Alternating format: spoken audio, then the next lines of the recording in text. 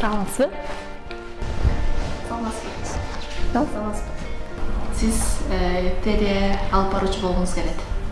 Ооба, болгум келет. Бирок иш үстүнө келгенде бул теле алып баруучулукту эмес, биз ушул студиянын жетекчиси деп атап койдук бул жумуштун атын. Ушундай кызматкер издеп атабыз.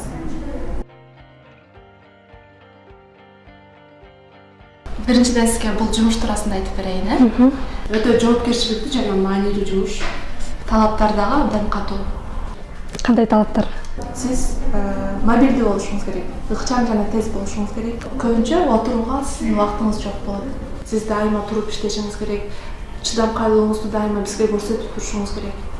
Тынуулар жок болот. Аябай чарчап калат болушуң керек. Ошондо бир күндө канча саат иштейсиң? 24 саат. Жумасына 168 саат. Ого. Эс алганга болбойбу? Кээде эс алышыңыз мүмкүн, бирок кээде гана. Ал эми ошол түшкү тамактануу учурунда сиздин шеригиңиз тамакты жегенден кийин гана сиз барып тамактана аласыз. Чогуу тамактансак болбойбу? Чогуу болот, бирок мындай кыйынчылык жаратышы мүмкүн да.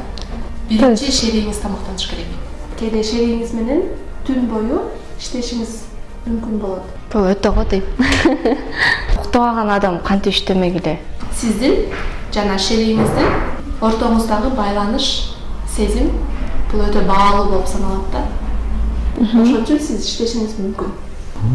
Сиз коммуникабилдүү болушуңуз керек. Медицинада, финансыда же болбосо кулинарияда билими бар адис керек. Каос болуп жаткан учурда да иштешиңиз керек. Ал эми майрам күндөрү сиздин жумушуңуз 2 эсеге көбөйөт.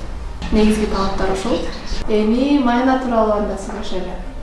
Канча деп ойлойсуз майяныз? Ойлоп атам, ойлого деп. Сиз канча сурайт элеңиз? 30дан жогоругу. Бул жумушта сизге акча бербейбиз. Акча берет. 365 күн иштейсиң, күнү түнү, бирок маяны албайсың. Себеби Дүйнө жүзүндө миллиарддаган адамдар иштеп келишет. Бул жумушта. байкаган эмесмин буга чейин негизи бекер иштегене канча. Миллиард жумуш деп ойлойсуз? Бул ким деп ойлойсуз? Япондар болсо керек. Ким? Япондар. үйдө отурган адамдар балким. Айтышат го 3 или 2 саат эле укташат. Ошондо ойлойм. Туура, бирок бул дүйнөдө, бул жашоодо япондордон дагы мындай чыдамкка аягандай кыйын адамдар бар экен. Бул биздин апалар. Алфалар? Ооба. Өтө негиз.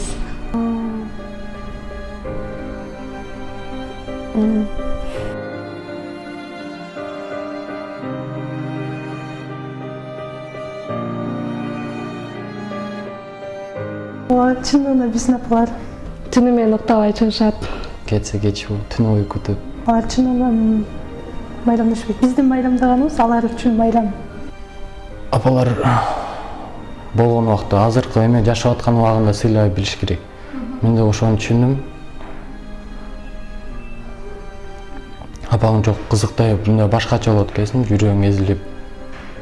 Бир нерсе жетишпегендей, как будто жүрөгүңдүн жарымы жок уже.